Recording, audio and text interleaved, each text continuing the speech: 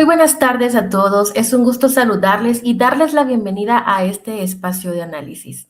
Hoy abordaremos un tema de suma importancia, el cumplimiento tributario para los contribuyentes catalogados como contribuyentes especiales ante la SAT. Para profundizar en este análisis, tenemos el honor de conversar con la doctora Guadalupe Laparra. La doctora Laparra no solo es contadora pública y auditora, sino que cuenta con un doctorado de Derecho Tributario y Mercantil, lo que le otorga una visión integral y estratégica sobre las obligaciones y desafíos que enfrentan los grandes contribuyentes en nuestro país. Doctora, bienvenida. Muchas gracias por acompañarnos y compartir su experiencia con nosotros. Para poder continuar, damos la bienvenida entonces y le cedo la palabra al ingeniero David Orozco. Buenas noches, bienvenidos. Los que ya se están conectando, pues le damos la bienvenida. También esperamos que se van a ir sumando más audiencia a este su podcast, a esta que es su casa Financia. El día de hoy nos acompaña la doctora Guadalupe Laparra. De hecho, cuando yo tuve el bien de conocerla y hace más de un año, creo, año y medio por ahí. Más o menos. De hecho, contarle que un colega suyo fue quien me refirió, y creo que no se lo había dicho, que cuando estábamos en la capital, se me va el nombre ahorita del abogado, pero él me dijo, mire, hay una auditora excelente en Shela, y por eso fuimos con usted directamente por algunos asuntos ahí que teníamos que trabajar, que dicho sea de paso, usted nos viene acá dentro de la empresa, agradecemos mucho ese apoyo que nos has dado.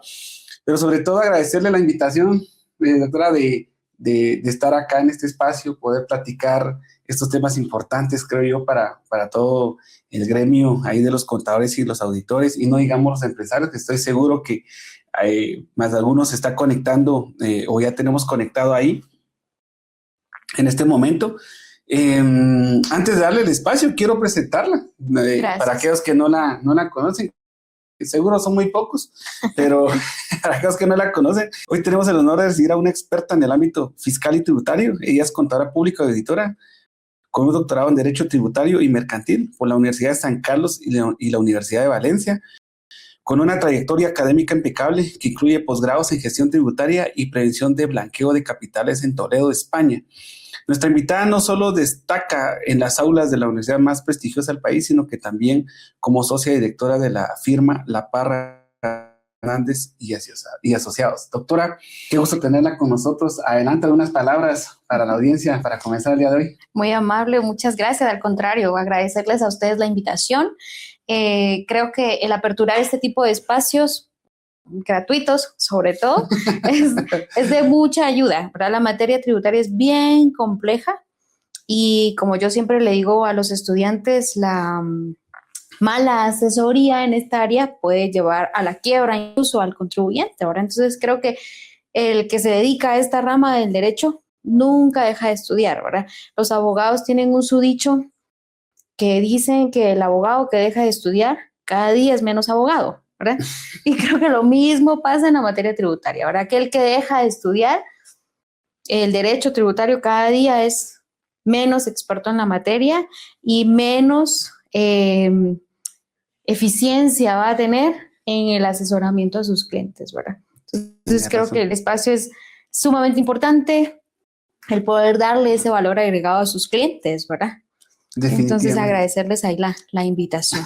Y creo que el abogado debe haber sido Mario Archila. No. Mario Archila, sí. Un saludo ahí por si nos ve o sí. Nos está viendo al licenciado. Él siempre. Y la verdad que sí, mire, ahí sí que cómo es el mundo, porque es relativamente pequeño, ¿verdad? Sí. Porque nosotros justamente íbamos con él por un asesoramiento legal y pues mire que terminamos ahí con usted, estando aquí tan cerca, ¿verdad? Sí. Pero el mundo es así, pero bueno, contarle que el día de hoy nosotros estamos muy contentos y felices en Financia, porque es la primera auditora que tenemos como invitada, es nuestra primera invitada, ¿verdad? Hemos tenido ahí varios invitados, miren. Ellos son invitados, y no es porque tengamos alguna preferencia, sino que bromeando decíamos, yo creo que nos hace falta tener más conocidas y más acercarnos más a las auditoras también. Pero qué bueno tener aquí la representatividad femenina, la representatividad que la verdad yo digo que está muy bien representada. Yo espero, ¿verdad? Que sí. Ok. Para que se queden con ganas de seguir invitando más mujeres. Eso sí es cierto. No, y seguro, usted va a ser la primera de varias, vamos, y de repente usted nos va diciendo, mire, pues yo creo que también conozco a alguien más que pueda venir acá con nosotros y exponer su experiencia. Usted dijo algo bien interesante y nosotros hemos agarrado esa filosofía creo que yo soy de San Pedro San Marcos, un pueblo acá cercano, pero allá hay un dicho que es que somos como asadón, ¿verdad? Algunas veces somos como asadón, dice que todo es para adentro, pero yo creo que eso no tenemos que ser así, al contrario, tenemos que ser personas que pues brindemos esos puentes, esas ayudas, esas oportunidades, y usted lo dijo, estos son los espacios, claro. Y precisamente, y qué bueno que lo comentó y agradecerle, porque usted está acá de una forma gratuita, al contrario, brindando sus conocimientos, que dicho sea de paso, en la plática que tuvimos previa, yo me quedé, la verdad, encantado de lo que pudimos platicar, aprendí bastante, y no digamos ahorita voy a aprender muchísimo más. Qué bueno, qué bueno. Entonces, el tema que vamos a hablar hoy, Lic, es el marco legal y la clasificación de contribuyentes, y este marco legal y la clasificación de contribuyentes, creo que usted es experta en llevar procesos tanto para, no digamos, contribuyentes normales como contribuyentes especiales, ¿verdad? Y es bien importante, creo que entendamos, y digo entendamos, me refiero a mí personalmente, en primer lugar, como empresario, como contable y auditor, las implicaciones que cada una de las clasificaciones están teniendo. Y yo quisiera hacerle la primera pregunta, licenciada, perdone, ¿bajo qué parámetros legales y resoluciones fundamentales procede la administración tributaria para calificar a una persona individual o jurídica como contribuyente especial? En pocas palabras, ¿cómo yo me considero un contribuyente especial? Vea, el término especial, uno piensa que nos van a tratar así, ¿no? Como ustedes me tratan aquí, con cafecito y comida. No es ese tipo de especial, no, ¿verdad? Realmente esta figura de contribuyentes especiales, el fisco la ha generado desde mi punto de vista como un auxiliar. El contribuyente especial, catalogado como especial por parte de la SAT, se vuelve un auxiliar de la administración tributaria. Sabemos que, no sé, en SAT habrán 3,000, 4,000 auditores quizá, para quizá unos 9 millones de contribuyentes. Es imposible, aunque obviamente con temas de herramientas, de inteligencia artificial, hoy el alcance que tiene SAT es mucho mayor al que tenía hace 5 años. Claro. Pero que logre alcanzar al 100% de contribuyentes, eso es otro tema, ¿no? Entonces, creo que se ha ido valiendo de ciertas herramientas, como la figura de contribuyentes especiales, que se convierten en eso, en auxiliares de la administración tributaria en recaudación, en cumplimiento de obligaciones formales y que asisten a la administración tributaria cerciorándose de que parte de los impuestos de esos pequeños a los que probablemente el fisco nunca llegará, sea el contribuyente especial el que garantice el pago del impuesto, ¿verdad? Y como usted bien lo menciona, hoy por hoy hay contribuyentes especiales que son personas individuales o son personas jurídicas, ¿verdad? Cualquiera de los dos puede ser catalogado por la administración tributaria como un contribuyente especial. Ok, yo pensaba, cabal, que como usted dijo la palabra especial, pues yo decía de plano, nos van a dar un cafecito, nos van a dar una recompensa o algo. Bueno, el cafecito sí, el cafecito creo que sí. Cuando uno llega o llegaba, porque pues hoy como todo es virtual, uno ya no visita mucho las instalaciones de SAT, pero en aquel tiempo, pues sí, nos daban cafecito, ¿verdad? Eso sí, creo que para sí. La espera. Sí, para la espera. Ah, bueno. Ok, sí. Pues excelente tener esto ya en mente, ¿verdad? Que la clasificación y que pues seguramente hay parámetros para que a uno lo hace al final ser especial para la SAT. Pero de acuerdo al reglamento interno de la SAT, ¿cuál es la responsabilidad específica de la gerencia de contribuyentes especiales, grandes, medianos, en el seguimiento del cumplimiento tributario? Bueno, creo que es importante tener claro que la función a nivel general de la administración tributaria es verificar el adecuado cumplimiento de las obligaciones tributarias del contribuyente, ¿sí? Entonces, en búsqueda de alcanzar ese fin, pues se estructura, tienen un organigrama y dentro de este establecen facultades, funciones, como cualquier tipo de empresa, ¿no?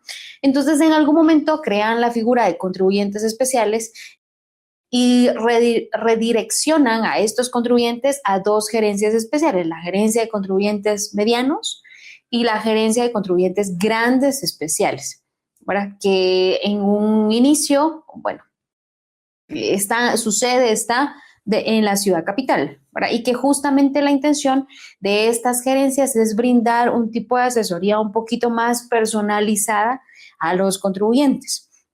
Algunos datos estadísticos que nosotros teníamos hace algún tiempo es que había un profesional asignado para 10 o 15 contribuyentes especiales, ¿verdad? Entonces, sí tuvimos la experiencia en algunos casos en donde yo no presentaba una declaración y al otro día me estaba llamando el asesor. Sí, mire, ayer no presentó su declaración, okay, preséntela. Que digamos, podríamos mencionar algún punto, algunas ventajas de tener. Tengo dudas de cómo aplicar tal y tal cosa, llamo a mi asesor para que me oriente. Sí, el tema, creo yo, y algunas probablemente de las deficiencias que podamos mencionar de SAT, es que cada empresa tiene sus propias características. Claro. Entonces es necesario conocer al cliente para poder brindar una mejor asesoría. Pero a nivel general diríamos que la función de estas gerencias es brindar ese acompañamiento a este tipo de contribuyentes. Interesante. O sea que, bueno, ahí ya me estoy sintiendo especial, porque no cualquiera le dan una asesoría más personalizada, claro, a cambio de decir, bueno, ¿será que estoy haciendo bien o no? O sea, que quiera que no, puedo llamar y preguntar y decir, miren, esto lo estoy clasificando bien, estoy haciendo bien esta parte. ¿Y hay quién puede llamar? Puede llamar el contador, puede llamar el empresario, puede llamar el auditor, la persona. ¿Quién puede llamar ahí? Bueno, realmente creo que debería ser en un inicio el contador, aquel que tiene la duda, ¿verdad? Creo que la administración tributaria sí ha tenido un poquito el cuidado de el verificar a quién le está pidiendo información por claro, el tipo de datos que se manejan, ¿verdad? Que son, pues, así, confidenciales. Claro. Entonces, regularmente el contador registrado, el representante legal o el mismo contribuyente puede hacer la llamada. Obviamente, por la especialidad de la materia, entiendo yo que el que más entendería debería ser el contador, ¿verdad? Ok. Sí, se puede llamar. Eso es algo muy bueno, ¿no? O sea, realmente mucho lo que he visto desde el punto de vista empresarial, ¿verdad? No, yo soy contador pero que no ejerció, contador arrepentido, pero al final, desde el punto de vista empresarial, muchas veces uno se aboca al auditor, con el contador, pero hay situaciones especiales donde siento que a veces se necesita preguntar. Sí, claro. ¿Verdad? Y el contador o el auditor dice, mire, no sé qué más hacer, puede ser que le pregunte a su colega, pero creo que hay una ventanilla que también uno puede ir a la SAT a hacer ciertas preguntas. Sin embargo, pues qué bueno que tengan ese apoyo en parte de la SAT. Es algo que yo me estoy enterando hasta ahorita. Bueno, y realmente no es solo para los contribuyentes especiales. ¿Ah, sí? Existe una sección de orientación al contribuyente, ¿verdad? La SAT tiene un call center también habilitado, que no necesita ser contribuyente especial para tener acceso a ese tipo de información. Pero digamos que en esto es específico. Claro. Este es el que me atiende, este auditor es el que me atiende a mí. Claro, y estoy seguro que tiene mis datos y claro, me va a dar la información según la información que había presentado. Y me estaba monitoreando de manera constante, ¿verdad? Sí, pues, claro. Así es. Ok, o sea que tampoco le puedo mentir. Porque ya saber previamente cuáles son los datos claro, que yo tengo, ¿verdad? Ok, pero tengo una duda en inconsistencias en la notificación. En su análisis, doctora, de la actualización de la SAT, ¿qué implicaciones legales tiene el uso de la figura de contribuyente especial regional? Considerando que no está contemplada explícitamente en la LOSAT. Bueno, sí, realmente creo que la figura de un contribuyente especial, así como lo establece la ley orgánica de la SAT, deberían ser especiales, medianos especiales y grandes especiales, ¿verdad?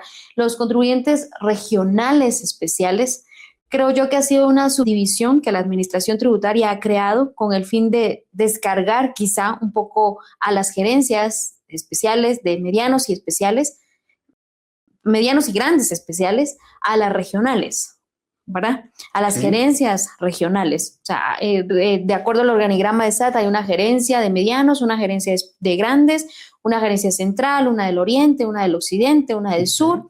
Entonces, es trasladar parte de ese sector de contribuyentes a las gerencias regionales.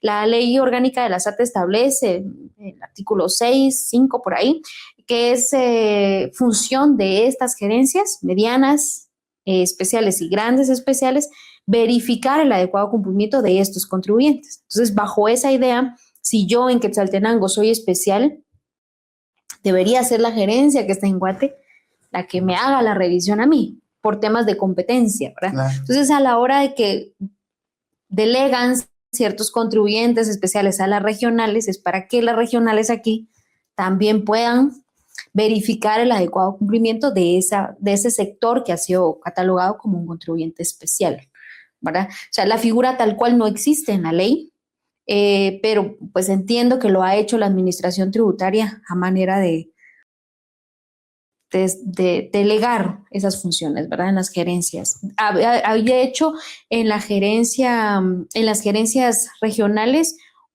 una sección que se encarga de atender a esos contribuyentes. Ok, eso quiere decir que, digamos, pueden nombrar contribuyentes especiales en cualquier parte de la región. Sí, claro. Palabras. No hay discriminación en decir, bueno, solo el área central, que dicho sea de paso, en el área central, la capital, es donde está la mayor cantidad de contribuyentes. Sin embargo, me imagino que no solo ellos pueden ser especiales, nosotros también. También podemos ser especiales. En el interior de la República también podemos ser especiales, o somos especiales, pero también podemos ser especiales.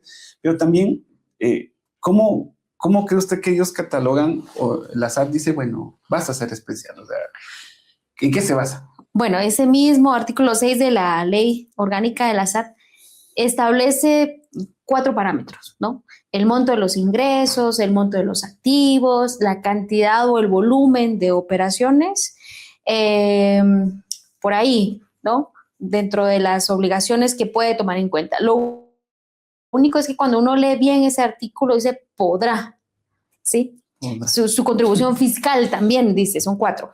Entonces, podrá considerar estos 4 aspectos, pero ese término podrá es facultativo, ¿verdad? Eso quiere decir que puede tomarlos en cuenta o no, por ahí tiene una guía, pero nosotros hemos tenido casos de contribuyentes sin movimiento, sin operación, sin activos, 0 pago de impuestos y han sido catalogados como contribuyentes especiales, ¿verdad? Y pues ya por ahí iremos mencionando un poquito algunas ventajas y desventajas, pero cuando nosotros hemos hecho la consulta, mire, ¿por qué a mí? La respuesta de SAT ha sido porque yo decido quiénes sí y quiénes no. O sea, es mi facultad designar a un contribuyente como un contribuyente especial.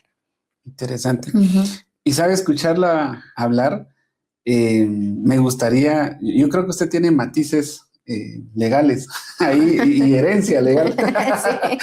Sí. y quizás aprovecharía hacer una pausa que vamos a entrar creo que a un bloque adicional. Me gustaría preguntarle, Lic, ¿qué la inspiró a ser hoy doctora en Derecho Tributario, la rama auditoría, obviamente previa? ¿Qué la inspiró? Cuéntenos un poquito esa historia. ¿Por qué está hoy aquí?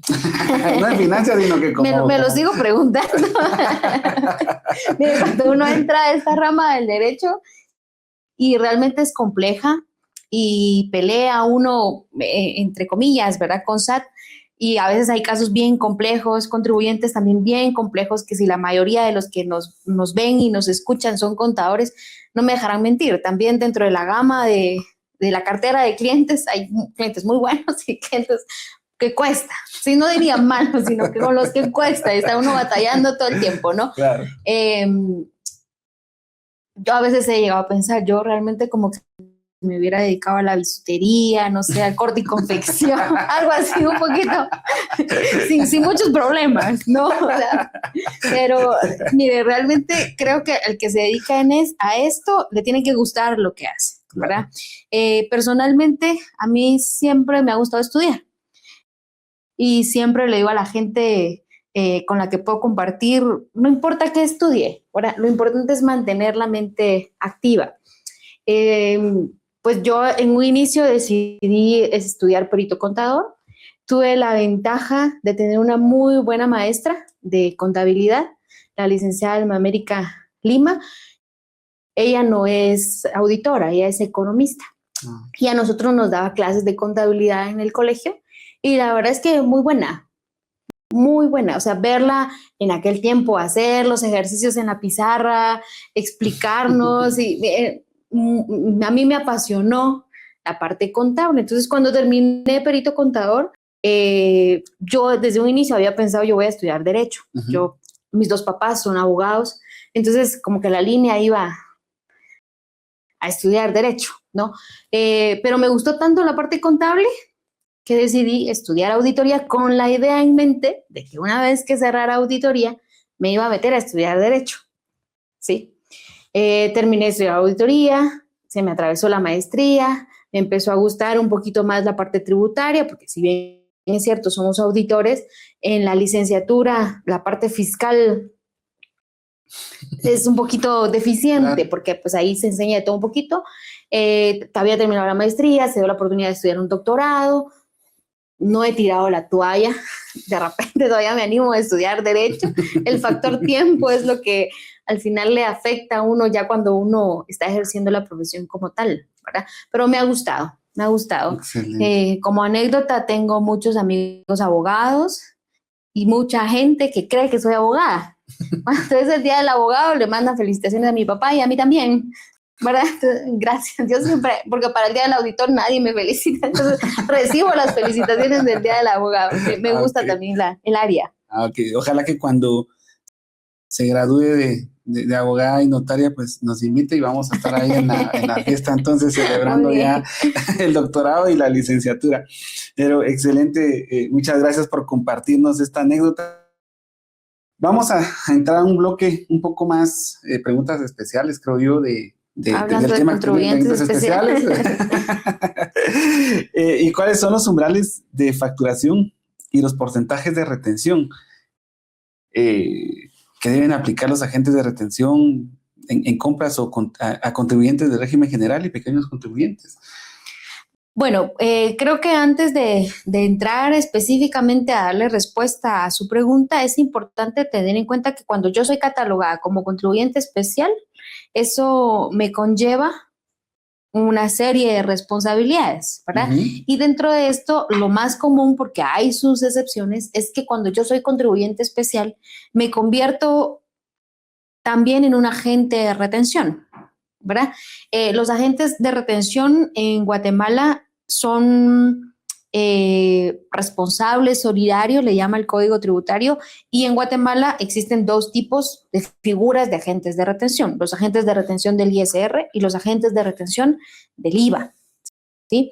Regularmente yo necesito ser un contribuyente especial para ser agente de retención del IVA, ¿sí? No es regla, pero es lo más común, ¿sí? Entonces, los agentes de retención del IVA tienen la obligación, como su nombre lo indica, de retener parte del IVA de aquellos contribuyentes que me están a mí prestando un servicio o con los cuales yo estoy adquiriendo un bien, ¿sí? Por ahí tenemos una tablita en donde se resume un poquito lo que la ley establece en cuanto a los agentes de retención, ¿no? Tenemos agentes de retención que son exportadores, algunos que están dentro de un decreto 2989, que es lo referente a maquilas, el sector público, a excepción de municipalidades. Cada uno tiene un porcentaje distinto de IVA que retiene bajo esa figura de agente de retención del IVA.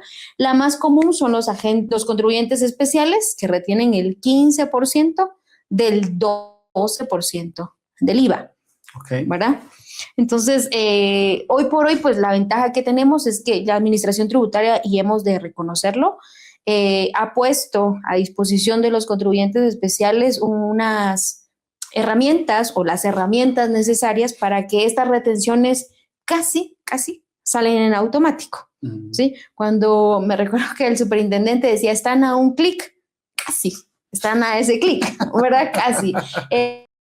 yo voy a retener siempre y cuando la compra o la prestación de servicio esté arriba de los 2.500 quetzales, ¿verdad? Mi obligación es emitir una constancia de retención que yo retengo, valga la redundancia, ese monto para luego trasladarlo a la administración tributaria. Okay. Entonces, en este caso, el cuidado que tiene que tener aquel que hace retenciones es primero tener certeza cuándo sí y cuándo no, y sobre todo, cuándo sí, hacer la retención. Nosotros lo que sí hemos visto mucho en la práctica y batallamos mucho con los contribuyentes es que yo tengo que saber, cuando la SAT me cataloga como especial, que tengo que empezar a retener, ¿sí? Porque las sanciones de no retener son serias. Y dos, que luego si yo termino pagando la retención del contribuyente al que no le retuve, a mí eso me encarece mi operación. Pero termino pagando impuestos que no son míos. Y no solo de por sí duele pagar impuestos y pagar los que no son míos. Claro. ¿Verdad? Se vuelve también un problema. Tiene razón. Yo ahí tengo muchas preguntas en mi cabeza ahorita, pero una de ellas es, como empresa, usted dijo, tengo más obligaciones. Claro. Al final, aparentemente sí soy especial, pero por ser especial conlleva una responsabilidad adicional. Claro. Entiendo que, no sé si nos podrían platicar un poquito desde el punto de vista de la empresa, qué situaciones de responsabilidades adicionales tendría que tener la empresa. Bueno, uno es el tema de las retenciones, ¿verdad? Estar consciente que tengo que retener, cuándo, cómo y cómo generar la retención, ¿verdad? Yo siempre he dicho que estos contribuyentes especiales, al volverse como unos auxiliares de la administración, deberían de recibir un porcentaje de lo que retienen, ¿verdad? ¿Verdad? Sí, para el costo de la operación. Sí, hay que imprimir constancias. Bueno, tal vez las mandamos hoy ya por WhatsApp, por correo electrónico, pero tengo que tener un buen internet. Claro. ¿Sí? Tengo que preparar a alguien, capacitar a alguien que sepa dónde generarlas, cuándo generarlas, al que está recibiendo la factura, que tengo que avisar a Conta para que genere, o al encargado de la empresa para generar la retención. Esa creo que es como una obligación la más tediosa de la gente de retención, estar haciendo constancias de retención. Hoy por hoy, pues repito, ya la Administración Tributaria ha puesto a disposición del contribuyente especial la herramienta para ir generando este tipo de retenciones. Pero yo recuerdo hace algunos años que la SAT empezó a nombrar y empezó a dar, a generar este tema de figuras de agentes de retención. El generar una retención del IVA era factura por factura, revisando si tenía que retener o no tenía que retener y hacer la retención a mano, ¿sí? Entonces, las herramientas hoy nos ayudan, nos facilitan el trabajo. Lo importante es, pues obviamente, capacitar a quien las va a hacer para que se hagan todo el tiempo y se pueda cumplir con esa obligación. Otra es el tema de los dictámenes de los estados financieros.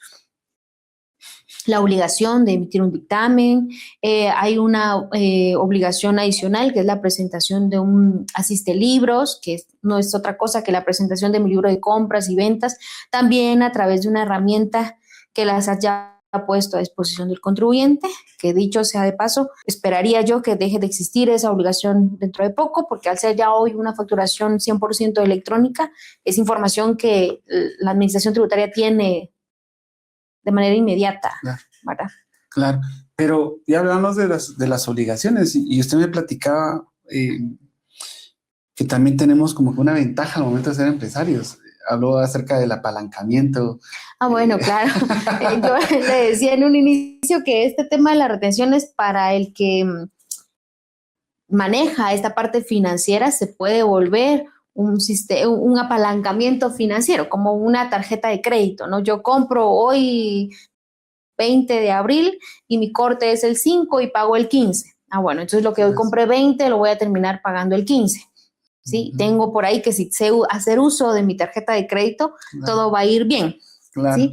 Lo mismo sucede con el tema de las retenciones. Usted me presta a mí un servicio hoy, yo le retengo y ese dinero queda en mi poder, del cual yo puedo hacer uso mientras llega la fecha para hacer efectivo el pago de las retenciones ante SAT. Y la misma historia que una tarjeta de crédito. Siempre y cuando lo pague en tiempo, Claro. obtengo el beneficio económico, porque si no pago, la sanción es fuerte porque yo me estoy quedando con un impuesto que no es mío, ¿sí? Entonces, el agente de retención que retuvo y no trata el impuesto, la sanción es del 50% al día siguiente. Entonces, 50% de lo que no pagué, 50% del monto completo o 50%. si yo retuve, pongamos de ejemplo, 100 quetzales durante todo el mes y se paga los primeros 10 días hábiles del mes inmediato, no, perdón, 15 días hábiles del mes inmediato siguiente, que por ahí va siendo el 20, 21 de cada mes, y estoy 21 y no presento la declaración, mañana 22 no solo le debo los 100 de las retenciones, sino 100 más 50 quetzales más, ¿no? Ok, sí. Y bueno, 100 y 50, razonable, pero hemos visto empresas 120,000 quetzales de retenciones que no pagaron. Al otro día tienen una multa de 60,000 quetzales. ¿Y esa la puedo de alguna forma pelear? No. No. O sea, esa sí ya no tiene algún tipo rebaja. de rebaja. De hecho, está rebajada, porque la ley dice que es el 100% del impuesto no retenido. Ok. ¿Sí? Pero si yo lo pago de manera voluntaria, sin que el fisco lo detecte, tengo un 50% de rebaja. Sí, pues quiere decir que incluso si yo no la pago y el fisco llega y me das algún tipo de auditoría, o sea, puede requerimiento, ser, de requerimiento puede ser o llegar hasta el 100%. Sí, y ahí ya no tengo la oportunidad de bajarle la multa, sino que ya corren moras. Me imagino yo adicionales de intereses, creo que también. Claro.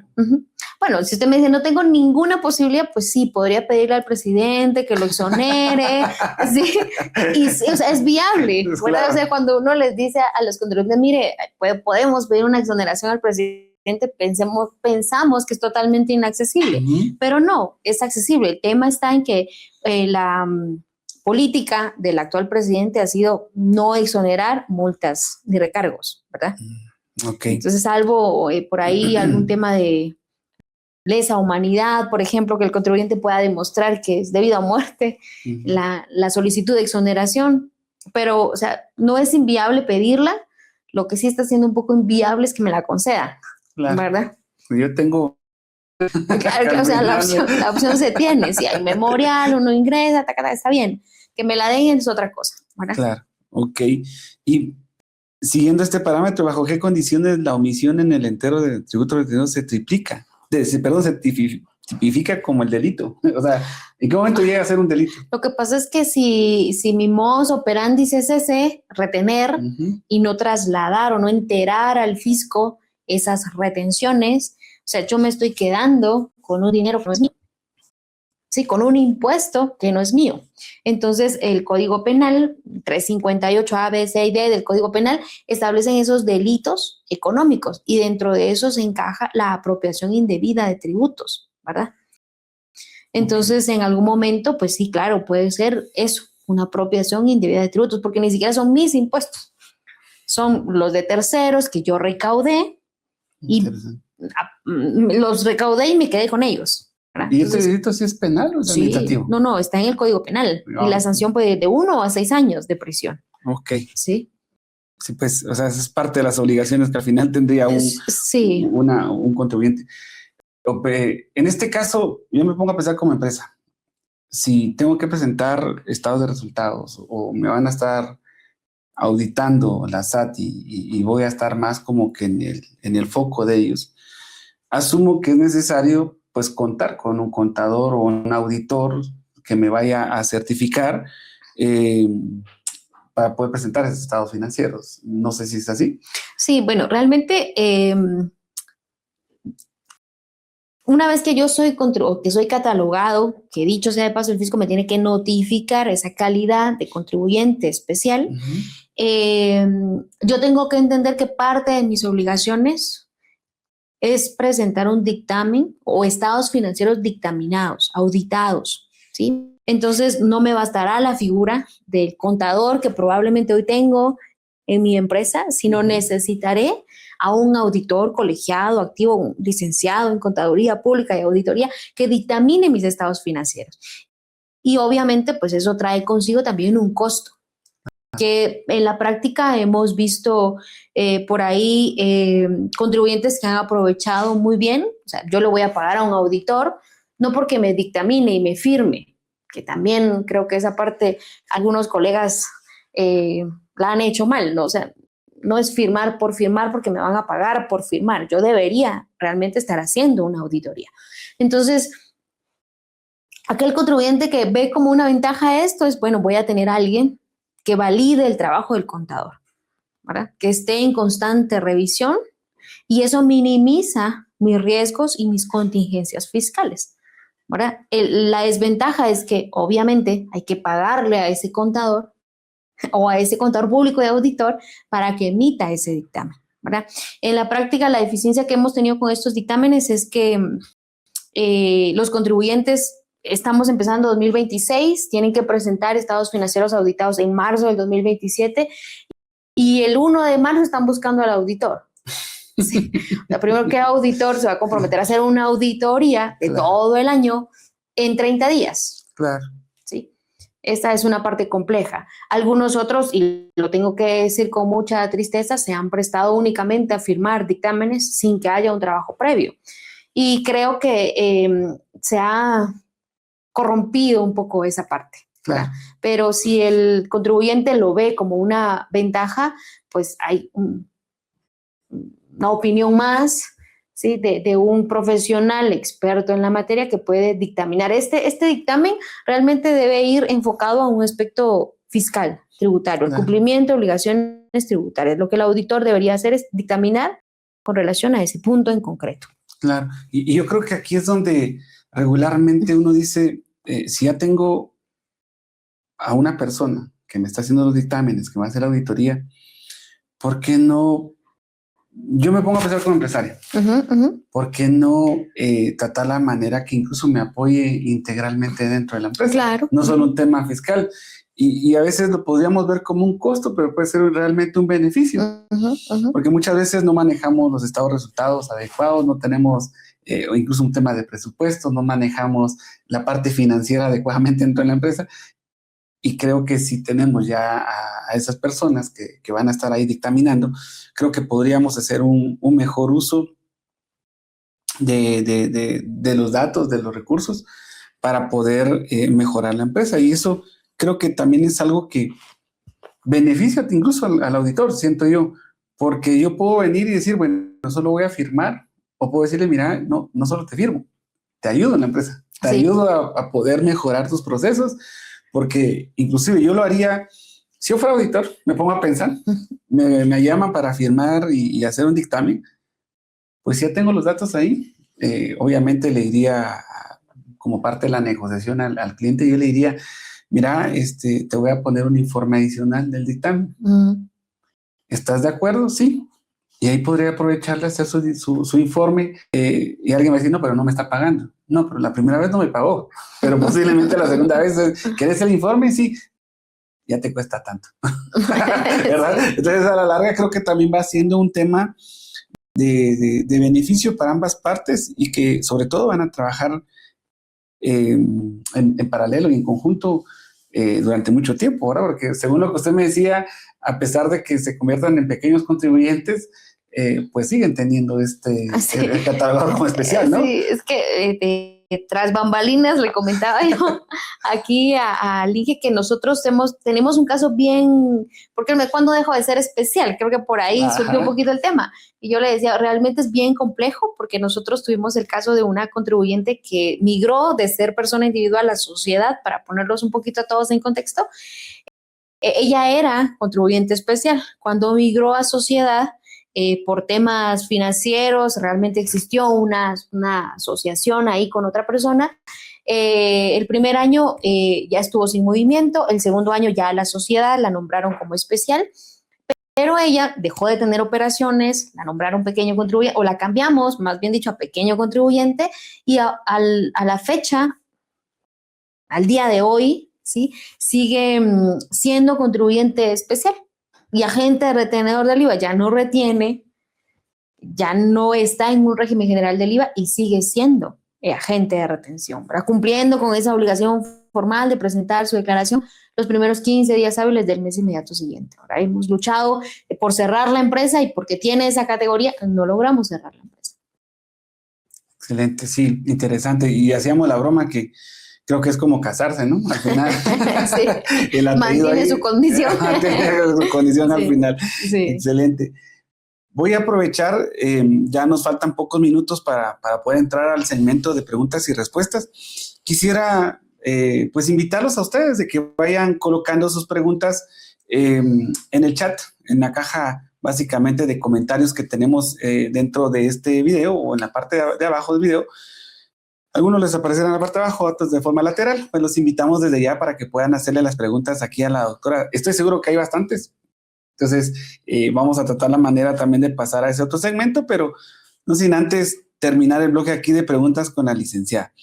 Licenciada, hay una pregunta bien interesante, porque según su criterio técnico, el formato requerido por la SAT para la conciliación cuadrática se asemeja más a un flujo de caja y qué riesgos de cuadre presenta para el contribuyente.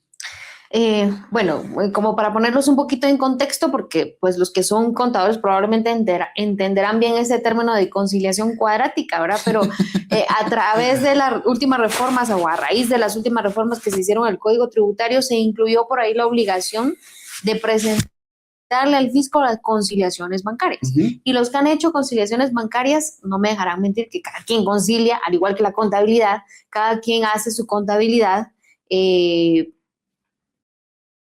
como considere pertinente, ¿no? Entonces, la conciliación bancaria lo que busca al final del día es establecer que el saldo del banco, del estado de cuenta bancario, con mi control interno del banco, peguen, ¿sí? Es decir, okay, que todo lo que dice el banco, ese movimiento, yo lo tenga debidamente registrado en mi control interno, ¿sí? Si hay variaciones, pues la conciliación bancaria me explicará esas variaciones. ¿Qué variaciones pueden existir? Yo emití un cheque el 31 de diciembre y la persona que lo recibió no fue el 31 de diciembre a cobrarlo al banco, ¿sí? Se fue hasta el 5 de enero a cobrarlo. Para mí, a eso le llamamos nosotros un cheque en circulación. Entonces, la conciliación busca identificar esas diferencias entre bancos y estados de cuenta bancarios. Pero cuando uno analiza el formato que la Administración Tributaria puso a disposición de los contribuyentes, al que denominó conciliación cuadrática, lo que busca más allá de ser una conciliación bancaria, es un detalle del flujo de efectivo que yo tuve. Es decir, ¿a qué corresponden mis ingresos? ¿A qué corresponden mis gastos? La Administración Tributaria, de hecho, da un listado de clasificaciones de cuentas que se deben de tomar en cuenta a la hora de determinarle una categoría a los ingresos, ¿verdad? Creo que más el tema del formato, si usted me pregunta, ¿es bueno? ¿Usted lo utiliza con sus clientes? La respuesta es sí.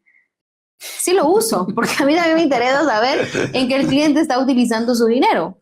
El cliente me dice, mire, pero si yo le estoy mandando el estado de cuenta bancario. Sí, pero en el estado de cuenta bancario solo dice depósitos, cheques o transferencias. Claro. Pero yo no sé de qué le depositaron, no sé de qué es la transferencia, no sé a quién le emitió el cheque y eso es algo que me da un control interno de bancos, ¿verdad? Claro. Ahora, el tema que siempre hemos discutido es si es obligatorio o no, ¿verdad? Si la SAT tenía la facultad para volverlo un formato obligatorio. Y cuya no presentación, al ser requerida por SAT, pueda traer consigo una sanción, ¿verdad? Ya. Y por último, como última pregunta, licenciada, con lo que usted me dice, yo entiendo que entonces esta conciliación cuadrática o este formato que tenemos que presentar va pegado a los bancos. Pero sí, yo podría mandarlo, o me imagino que hay contribuyentes que lo mandan sin el tema de bancos. No sé si es obligatorio o no. Si es obligatorio, bueno, tal vez la pregunta inclusive sería, ¿tengo yo algún inconveniente, problema o algún tipo de sanción por parte de SAT por no presentarla con bancos? Lo que pasa es que, si usted me pregunta, ¿cómo yo obtengo una conciliación bancaria? Bueno, para poder tener una conciliación bancaria, tengo que tener mínimo dos cosas que voy a conciliar: el estado de cuenta del banco y mi control interno del banco. Entonces, cuando la ley dice presentar conciliación bancaria con la documentación de soporte, eso incluye la presentación de los estados de cuenta bancarios. Ok. Sí, yo lo digo porque estoy seguro que más de alguna persona o algún colega suyo porque nos hemos visto en casos donde incluso ni siquiera les mandan los estados los estados de cuenta del banco. Ajá. Entonces, ¿qué hago yo como contador, como ahí sí que auditor para presentar esta información si no tengo los insumos? Tal vez va más por ahí la pregunta. Sí. Bueno, no, yo creo que cuando uno analiza su cartera de clientes tiene que saber quiénes son buenos y quiénes son malos. O sea, realmente hoy llevar contabilidades sin tener el estado de cuenta del cliente, imposible. Claro. Imposible, ¿sí? O sea, yo necesito que la contabilidad realmente vaya pegada con la realidad económica del contribuyente, ¿sí? Aquellas contabilidades de antes que probablemente nuestros abuelitos hacían, en donde con la caja cuadrábamos todo, ya no pueden existir, ¿verdad? O sea, hoy la contabilidad tiene que ser más exacta porque los controles del fisco también son más exactos, ¿sí? Entonces eso me obliga a mí como contador público y auditor a evaluar también a mis clientes, ¿verdad? Tengo que existir probablemente por ahí un filtro con mis clientes, capacitar al contador interno si yo soy externo, a la persona que es el contacto directo en la empresa para que entiendan la importancia de ese control de bancos. Excelente. Muchísimas gracias, licenciada. Desde ya nuevamente agradecerle toda su participación y sobre todo esta explicación que usted nos da, hará que yo me siento muy contento. Vamos a entrar ya al tema de las preguntas y de hecho ya está apareciendo una acá, la pregunta de Guillermo Cano, y dice: buenas noches, en la ley de actualizaciones tributarias no existe fecha para presentar los estados financieros auditados de un contribuyente especial. Si no se presenta el 31 de marzo, ¿qué pasaría? Bueno, la ley dice que deberá presentar junto con su declaración jurada anual sus estados financieros auditados, ¿verdad? Entonces, asumiríamos que la fecha es igual, 31 de marzo. ¿Qué pasa si no lo presento? Bueno, miren, en la práctica nosotros hemos tenido casos en donde cuando llega el contribuyente y nos dice el 15 de marzo, mire, ¿será que usted me puede dictaminar? Yo he llegado a pensar, me está pidiendo que dictamine este año, o sea, 2026. No, yo quiero 2025. Entonces le digo, mire, yo no le puedo dictaminar. O sea, yo también como contador público auditor tengo que entender la responsabilidad de firmar un dictamen. ¿Sí? Entonces, en algunos casos les hemos dicho, bueno, ¿tiene impuestos sobre la renta a pagar o no hay impuestos sobre la renta? Para medir por ahí el presentar la declaración o no presentarla y rectificarla cuando se tenga el dictamen. Pero ¿qué pasa de manera concreta contestando a la pregunta ahí de Guillermo? Es, bueno, si yo no lo presento, el fisco es un incumplimiento a un deber formal.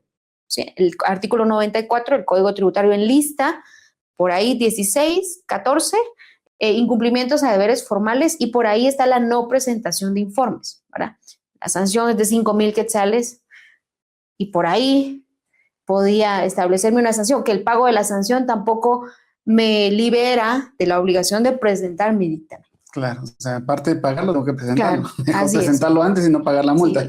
Ahora, si usted me pregunta, bueno, ¿qué hacemos con el contribuyente que el 15 de marzo está buscando quién le firme su dictamen? Bueno, no. Ahí es explicarle al cliente que yo con gusto le dictamino, pero necesito mínimo un par de meses para hacerle la auditoría. Entonces, pues sí, va a tener esa sanción y yo le entrego su dictamen, no sé, el 15 de mayo, por ejemplo, ¿verdad? Perfecto. No tengo aquí nombre de la persona, pero me dice comentarios, licenciada, sobre el omiso sustantivo y los mecanismos que SAT está usando para ello. Bueno, habría que ver exactamente qué omiso sustantivo, o sea, como para ponerlo un poquito en contexto, las obligaciones tributarias pueden ser formales y sustantivas. Una obligación formal es el cumplimiento de esas obligaciones, valga la redundancia, de forma que tiene un contribuyente: presentar sus declaraciones, llenar sus libros, pedir factura, entregar factura, presentar informes, ¿sí? Ahora, las obligaciones sustanciales hacen referencia específicamente al pago del impuesto. Entonces, cuando dice la sanción, no sé si me repite la pregunta. Sobre el omiso sustantivo y los mecanismos que SAT está usando para ello. Bueno, no sé exactamente a qué mecanismo que está utilizando la SAT se refiere, ¿verdad? Como si pudiera ponernos un poquito en contexto, pero lo que hace el fisco es requerir el pago del impuesto. Ahora, si se refiere a ese tipo de acciones que toma el fisco, que si yo no pago el IVA, me deja inhabilitado para emitir facturas. Bueno, esa es una facultad que le da el Código Tributario a la SAT. Ahora, el tema está en que si yo no pagué un impuesto de circulación, por ejemplo, estoy omisa y eso trae consigo cierto tipo de bloqueos que el mismo sistema de SAT genera porque yo no tengo un impuesto pagado, ¿sí? Le pongo un ejemplo. Si yo no pago el impuesto de circulación, que dicho sea de paso vence hasta el 31 de julio, hoy que estamos 20 de abril, yo no puedo descargar mi tarjeta de circulación. Y no es que esté omisa, porque el impuesto se vence hasta el 31 de julio, pero no la puedo descargar. Claro. Necesito pagar el impuesto del 2026 para poder descargarla. Entonces, creo que son esos como candados que va poniendo la SAT, que en algunos momentos se abusa de esos candados, ¿verdad? Entonces, creo que el tema está como, en concreto, creo que es que nos hemos acostumbrado a esas arbitrariedades del fisco y una sola persona no podrá hacer que esto cambie. Creo que deberíamos, como gremio, afiliarnos, unirnos, para evitar este tipo de abusos que sí existen por parte de la administración. Definitivamente. A mí me ha pasado el tema de que a veces se nos pierde porque o se puede mojar, ¿no? El tema de la tarjeta de circulación, uno no tiene la parte digital, nuevamente la copia en la computadora, quiere descargarlo y hay que pagarla para poder pagar, ¿verdad?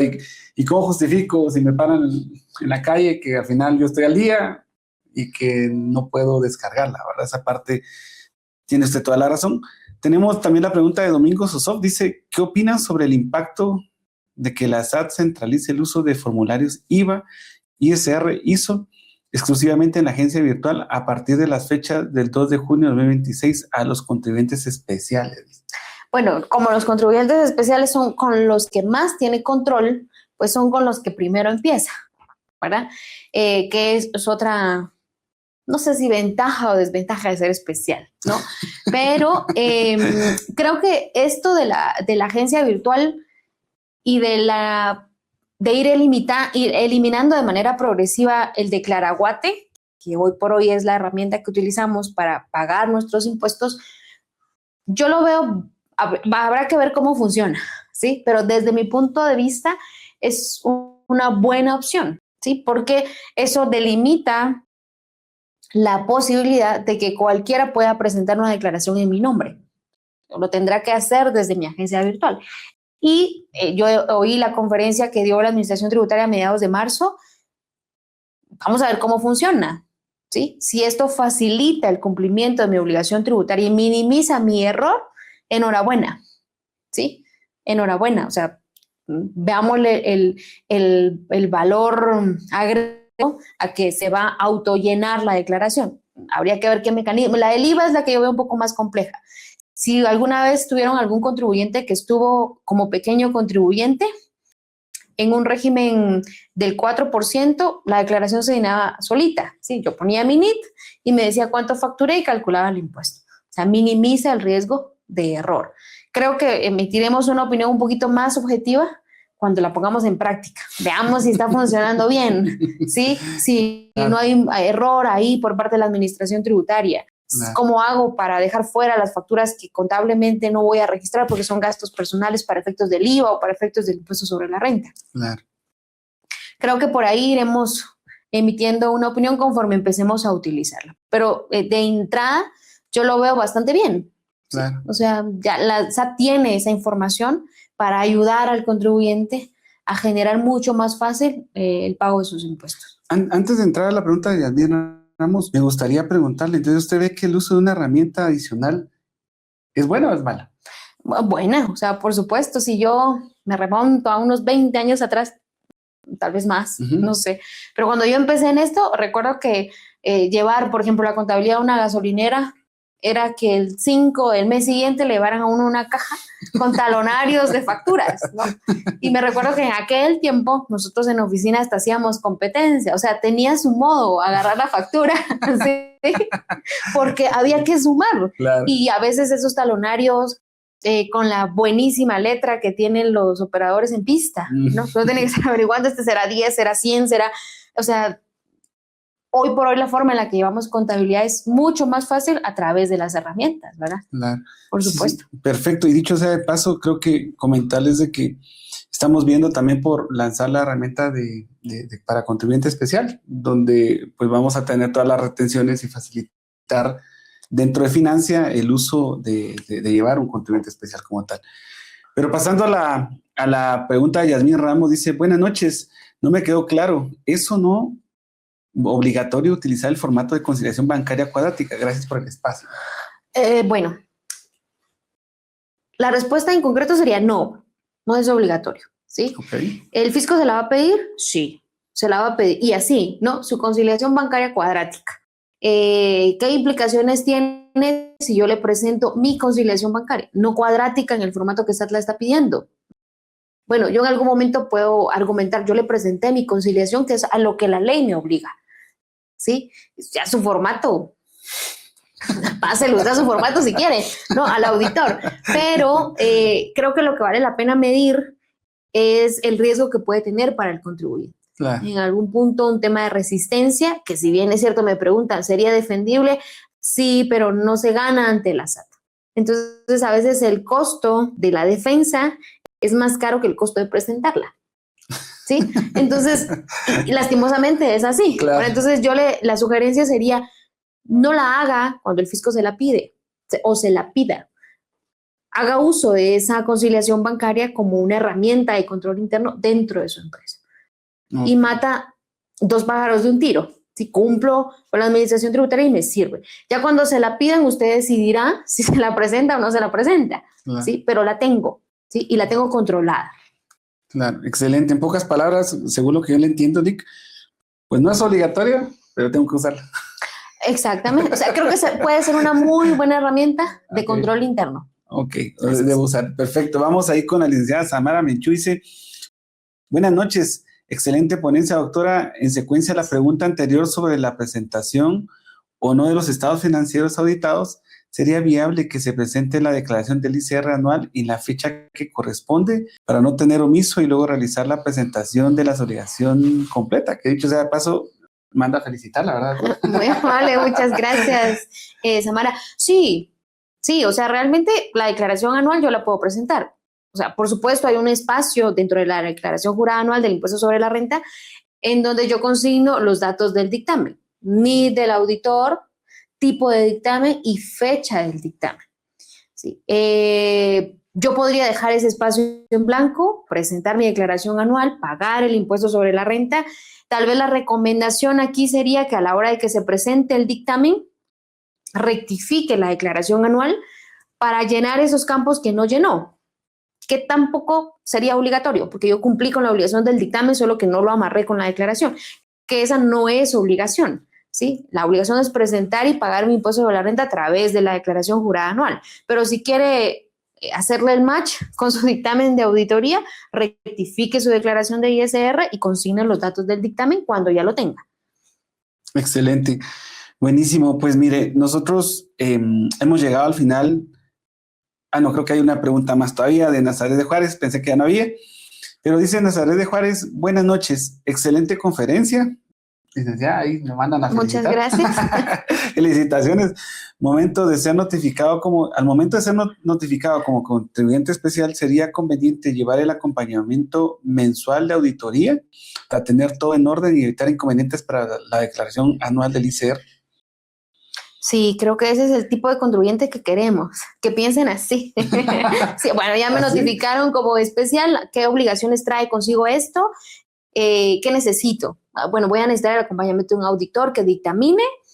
Estas notificaciones de SAT, dándole esta categoría a los contribuyentes, regularmente se reciben en los meses de noviembre, octubre, pensemos del 2025, y empieza a correr a partir de enero del 2026, ¿verdad?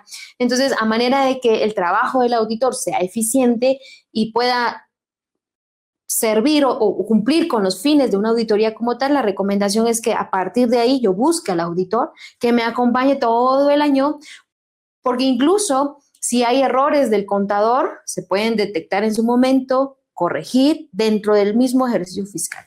Claro. Con esto, licenciada, yo entendería que usted tanto puede acompañar al empresario como también a los colegas suyos, auditores y contadores. Me imagino que tienen alguna duda y me gustaría aprovechar el espacio, si usted así lo desea, pues de repente que nos deje sus contactos, pueda decirnos los contactos, dónde pueden contactarla, si tiene alguna duda, algún contador, algún auditor, necesita alguna asesoría, cuál sería el teléfono, cuáles serían los medios para que puedan contactarla. Ok, bueno, la oficina está ubicada en La Floresta, tenemos por ahí un espacio de atención al contribuyente. Trabajamos casi un poco camuflajeados, ¿verdad? Dentro de un condominio, no hay un rótulo como tal, pero lo que buscamos es un lugar tranquilo para poder trabajar. El correo electrónico es lhasociados@hotmail.com, es de los antiguos, ¿no? Uno mismo se delata ahí cuando da su correo electrónico, ¿no? lhasociados@hotmail.com. Y el número de teléfono, ya sea a título personal, el 5865-6810, y el de la oficina, el 7767-5488. Ok, de Estamos repente ahí a la orden. Producción nos hace favor de poner de repente los teléfonos ahí a la vista, ¿verdad? Del público para que pueda tenerlo, pero vamos a tratar la manera también de mandárselos por mensaje, pero estamos casi que ya llegando al final de este podcast. Como es costumbre, al final del podcast, en primer lugar, agradecerle. Queremos dejar plasmada su firma como podríamos decir, como algo, como un recuerdo, ¿verdad? Nosotros nos propusimos hacer 2 episodios con este podcast inicialmente. Primero le pedimos dirección a Dios y creo que hemos ido encontrando a las personas adecuadas que han venido a poder hacer estas ponencias. Una de ellas es usted. Me gustaría, por favor, doctora, que nos deje un recuerdo. Si usted quisiera decirnos en este rompecabezas que tenemos, que poco a poco se está armando con la firma de las personas que han venido aquí a visitarnos, de los auditores, contadores, colegas suyos, ¿cuál pieza le gustaría dejarnos firmada, doctora? La superior derecha. Superior derecha, perfecto. Sí. Ahorita se la voy a... Se mira más grande. Se mira más grande. Vamos a darle por acá y acá está el lapicero. Muy bien. Esa es la sexta. Esta es la sexta, el sexto episodio, así es. Y sabe, creo que ahí Carolina Alvarado me llama mucho la atención el comentario y creo que es bueno mencionarlo. Dice, gracias, doctora Guadalupe La Parra, por representarnos muy bien como mujer y auditora. Me siento feliz de verla en estos espacios. Adelante. Muy amable, como muchas muy bien gracias. Representada, entonces, doctora. Qué bueno. Las mujeres se ven muy bien representadas por su persona. Nuevamente agradezco mucho a ustedes que nos vieron en casa, agradecerles mucho por haberse conectado. Nosotros pues nos despedimos de este episodio del podcast Financia Talks. Los invitamos a que el próximo mes nos sigan en las redes sociales y nos sigan en el siguiente episodio. Pues dimos descanso el mes pasado porque sabíamos que estaban corriendo y en cierre. Pero estamos retomando con mucha energía. Se vienen nuevos auditores, nuevas sorpresas también ahí. De hecho, vamos a tener Financia al Día, que es donde damos a conocer todas las mejoras que han tenido nuestro sistema Financia. Entonces también los invitamos para que se puedan conectar, ya van a llegar las invitaciones. Desde ya muchísimas gracias nuevamente, que tengan una feliz noche. Los dejo con Erika para el cierre. Muchísimas gracias a todos por habernos acompañado. Si desean ver cómo Financia puede simplificar sus procesos contables y financieros, los invitamos a agendar una demostración personalizada. Con gusto les mostramos la plataforma y cómo adaptarla a su empresa. Les invitamos a seguirnos en nuestras redes sociales, donde compartimos tips, actualizaciones y contenido exclusivo para optimizar su gestión financiera. Muchas gracias, que tengan todos una muy feliz noche.